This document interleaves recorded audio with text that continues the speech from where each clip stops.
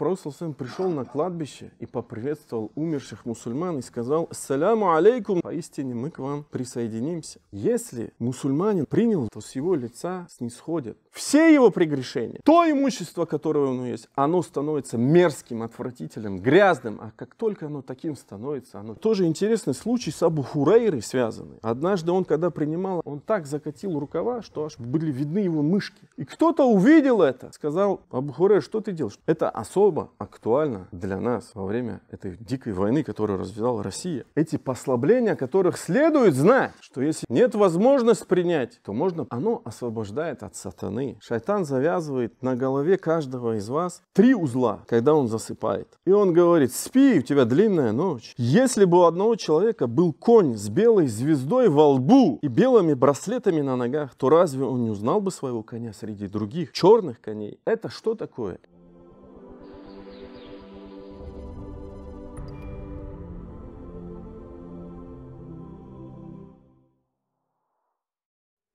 Дорогие братья, дорогие верующие, сегодня я хотел бы поднять тему, которая остается актуальной всегда и везде. Чистота, тахара, гусль. Если говорить о том, что ислам предписал соблюдать, просто ислам предписал соблюдать чистоту, то на самом деле это ни о чем. Сказать ни о чем. Всевышний предписал нам, мусульманам, соблюдать чистоту всегда, везде, во всем. Так Всевышний говорит, в частности, и во многих аятах. «Инна Аллаха юхиббу таввабин, ва юхиббу мутатаххирин». Поистине Аллах любит кающихся и любит очищающихся. Всевышний Аллах 8 раз клянется своими знамениями, различными творениями, солнцем, утренним сиянием, ващамси ва духаха, валь камари иза таляха и так далее, луной, днем, ночью, небом, землей, душой. А в конце он что говорит? Он подтверждает все эти клятвы чем? Он говорит: преуспел тот, последняя клятва, душой человека. Преуспел тот, кад афляха ман закаха, тот, кто очистил ее. Пророк, мир ему, саллаллаху салям, он сказал: ат-тахуру шатруль иман. Очищение есть половина веры, часть великой веры, великая часть веры. Всевышний не просто предписал нам, мусульманам, соблюдать чистоту, но он установил эту чистоту либо подтверждением нашего приближения к Господу, к Аллаху, либо обязательным условием принятия нашего поклонения. Иными словами, что бы ни сделал человек, чтобы приблизиться к Аллаху, обязательно это сопровождается вопросом чистоты. Тем, что связано с чистотой. Как только человек открыл двери ислама, засвидетельствовал, что нет Бога, кроме одного единственного Бога, Аллаха, что Мухаммад его раб и посланник, что он должен сделать? Он должен принять гусль. И все мы это прекрасно знаем.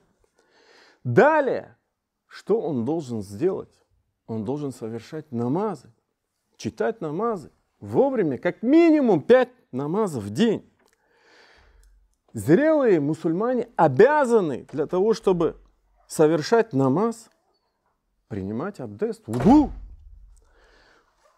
После интимной близости, девушки, юноши после полюции, женщины после родового очищения. И так, глянь, человек так или иначе в жизни, в обыденной жизни он обязан каждый день мыться. Далее Всевышний, как я уже упомянул, обязал нас совершать намаз 5 раз в день. Но обязательным условием что является? Чистота тела, чистота одежды, чистота места, на котором совершается намаз.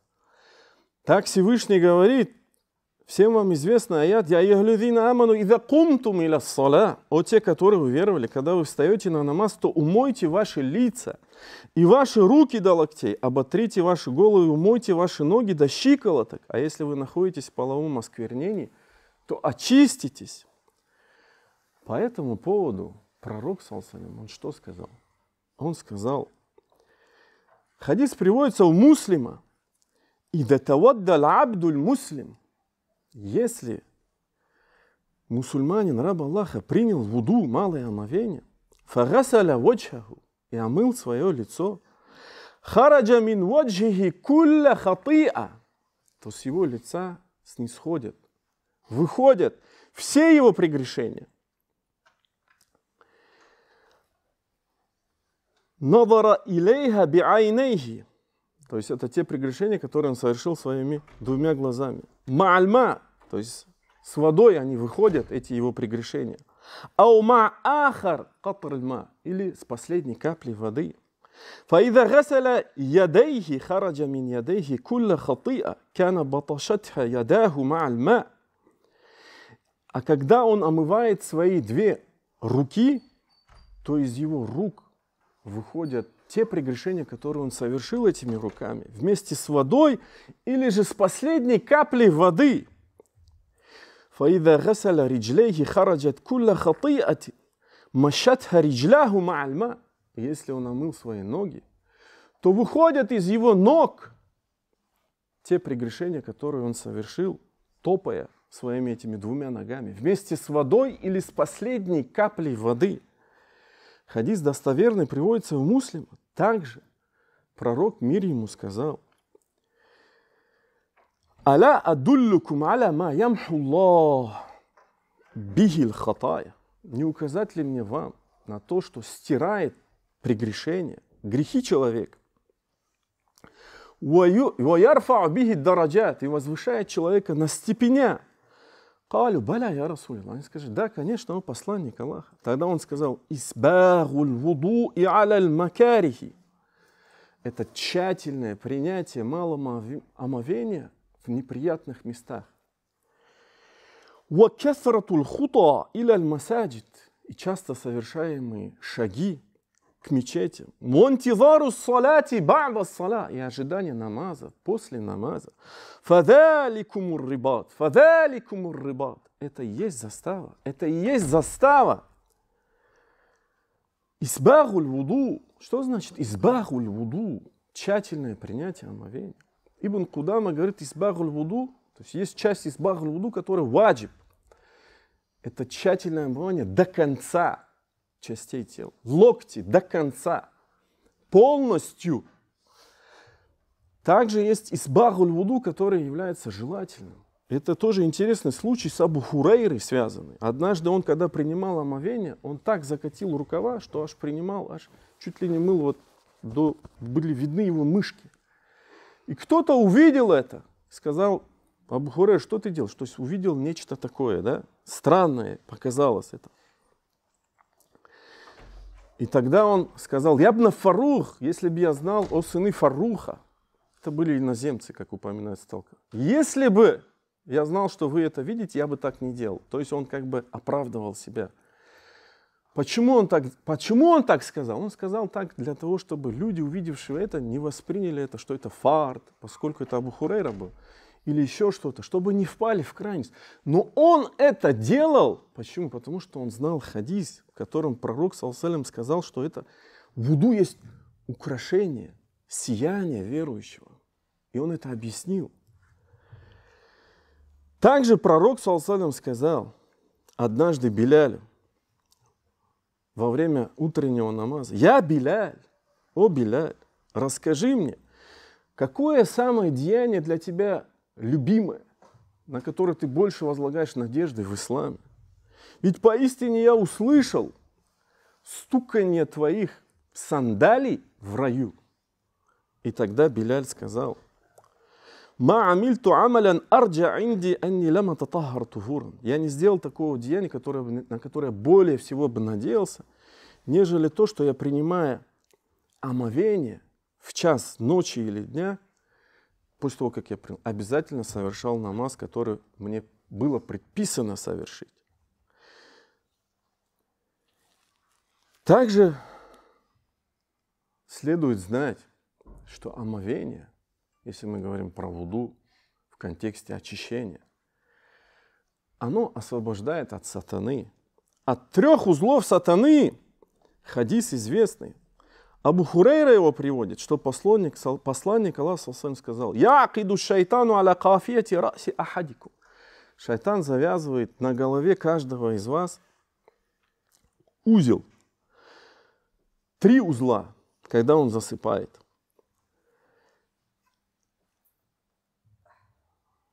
И он говорит: спи, у тебя длинная ночь. И когда он просыпается и упоминает Аллаха, развязывается 1 узел. Если он принял омовение, мало, развязался 2 узел. А если он совершил утренний намаз, то еще 1 узел развязался. И он стал активным, с чистой душой. Активным, с чистой душой. Не ленивым. Более того, вуду, омовение, если мы говорим про омовение в контексте чистоты, это особенность исламской уммы, особенность мусульман. Это известный также случай, когда пророк пришел на кладбище и поприветствовал умерших мусульман и сказал: «Ассаляму алейкум дара кауми му'минин». Мир вам, о обитатели верующих. «Ва инна инша Аллах бикум лахикун». Поистине мы к вам присоединимся. Это так, кстати говоря, эти слова, которые следует говорить, когда мы посещаем могилы верующих. И далее он сказал: «Я бы хотел увидеть своих братьев». А его спросили, сподвижники спросили: «О посланник Аллаха, разве не мы твои братья?» Он ответил: «Вы мои сподвижники, а братья мои — это те, кто еще не пришел. И я опережу их у водоема в день суда». Его спросили: «О посланник Аллаха, как ты узнаешь того, кто придет из твоей общины после тебя?» То есть много будет народов, ведь пророков было много. Как ты узнаешь их? И он тогда ответил: «Если бы у одного человека был конь с белой звездой во лбу и белыми браслетами на ногах, то разве он не узнал бы своего коня среди других черных коней?» И сподвижники ответили: «Конечно, узнал». Тогда пророк сказал: «Воистину, в судный день они придут со знаками на лбу и ногах от омовения». От того, что мусульманин постоянно берет омовение, это будет сиять, эти части тела будут сиять в судный день. На лбу и на ногах от омовения, и я пережу их у водоема. Хадис приводит Муслим. Это только омовение и хадисы о достоинствах омовения. Обратите внимание на все столпы ислама. Пост. Пост – это что такое? Это очищение души. Мы сказали, что чистота – это чистота не только тела, она чистота души в первую очередь, а потом тело. Но, опять же, сам пост надо очищать. Зачем пророк предписал садакат аль-фитр? Как сказал Ибн Аббас: «Тухуратан лисаи». Для того, чтобы очистить пост. От чего? Миналлагави варрафаси. От пустословия и злословия. Форма и суть. Везде чистота. Закят. Что такое закят? Столб ислама. Что означает закят? Ванафси вама закя. 2 значения. В первую очередь очищение. Второе — это приумножение. Очищение и приумножение. Взаимосвязанные, кстати, вещи. Как на это указывает Ибн Фарис, известный языковед, в своем толковании, объяснении. Лугатан, что означает слово закят. Ведь также Аллах Субхану Тааля говорит в суре Тауба: «Хуз мин амвалихим садакатан тутахирухум ва тузаккихим биха». Возьми у них милостыню, посредством которой ты будешь очищать их. Очищать их. Поэтому закят. Закят – это, с одной стороны, то, что очищает мусульманина, очищает его имущество. С другой стороны, это то, что приумножает его имущество. И обратное справедливо. Если он не выплачивает закят, то имущество, которое у него есть, оно становится мерзким, отвратительным, грязным. А как только оно таким становится, оно теряет свою ценность и теряет своей цене. Оно уменьшается. Тот закят, который он не выплатил, он начинает пожирать его имущество. Но многие этого не понимают. Оно пожирается по-разному. Через беды, лишения, испытания и тому подобное. Как видите, дорогие братья, все в исламе, абсолютно все. Я привел самые яркие примеры на столпах ислама. Оно все пронизано этим лейтмотивом. Лейтмотивом чистоты и соблюдения чистоты. Поистине в день джума есть такой момент, когда Всевышний Аллах принимает наши мольбы. Я молю Всевышнего Аллаха, чтобы мы застали этот момент. Фастагфируллах ли ва лакум. Поистине вся хвала принадлежит лишь одному Аллаху. Лишь Его мы восславляем, восхваляем. Лишь Его молим о помощи и прощении. Того, кого Аллах наставит на истинный путь, уже никто не ведет заблуждение. А кого Аллах ведет заблуждение, уже никто не наставит на истинный путь. Я свидетельствую, что нет Бога, кроме одного единственного Аллаха. Я свидетельствую, что Мухаммад Его раб и посланник. Итак, о верующие, ислам предписал чистоту абсолютно во всем, всегда. Чистоту души и тела, чтобы сохранять, оберегать суть в соответствии с ее формой. Человек рождается, если он не мусульманин, и принял ислам, с принятием ислама. Человек рождается по фитре с исламом. И он принимает гусль. И когда он покидает этот мир, он также принимает гусль. Исключением является шахидой, но это исключение. За него принимают гусль, его омывают. И мы это видим абсолютно во всех примерах касательно того, как приближаться, как поклоняться Аллаху Субхану ва Тааля. При этом же, если мы говорим про очищение, про чистоту, конечно же, в обязательном порядке ислам ставит во главе чистоту души, а потом тела. Это безусловно так, и это несомненно так. Отсюда мы и понимаем, почему Всевышний Аллах дал рухас, послабление в том, что касается чистоты физической. Я имею в виду, если человек болен, если человек не может, нет воды принять омовение или гусль, то, о чем сказал Всевышний в аяте, да? وَإِن كُنْتُمْ مَرْضَى أَوْ عَلَى سَفَرٍ. Если же вы больны или находитесь в путешествии, если кто-либо из вас пришел из уборной, или если вы имели близость с женщинами, и вы не нашли воды, нет воды, то направьтесь к чистой земле и оботрите ею ваши лица и руки. Аллах не хочет создавать для вас трудности, а хочет очистить вас. Аллах хочет очистить вас. Всевышний сам это декларирует и говорит об этом. И довести до конца свою милость по отношению к вам. Быть может, вы будете благодарны. И, кстати говоря, это особо актуально для нас во время этой дикой войны, которую развязала Россия. Эти послабления, которых следует знать, что если нет воды, нет возможности принять водой гусль, то можно прибегнуть к таяммуму. Также примечательно, если мы говорим про военное время, про сложности и так далее, про отключение света, примечательно, что пророк, саллаллаху алейхи ва саллям, мало кто об этом знает. Он ограничивался при принятии большого омовения, при принятии малым определенным количеством воды. И это упоминается в сунне. Кяна наби, саллаллаху алейхи ва саллям, яхсилю аукяна яхтасилю биса, одним са воды.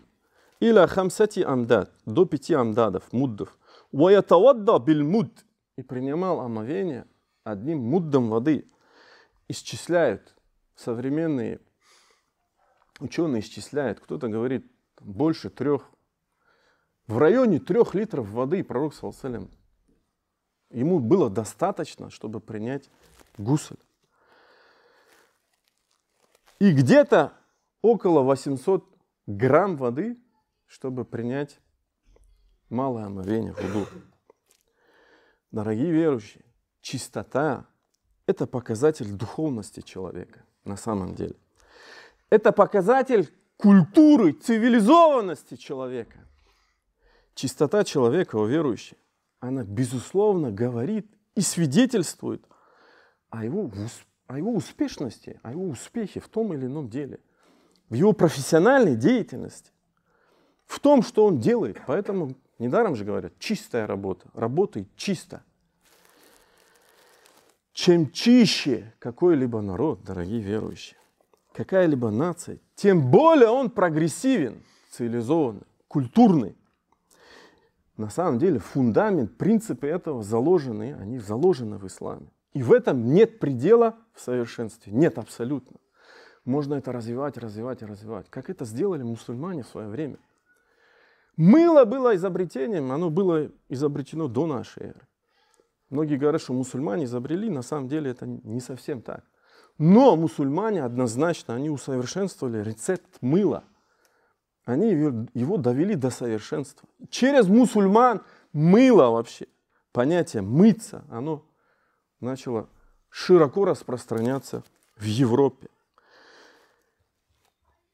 То же самое, если мы говорим про гигиену, чистоту, больница. Если мы говорим вообще про опыт этот, про больницы. Потому что больница, она напрямую была связана с гигиеной.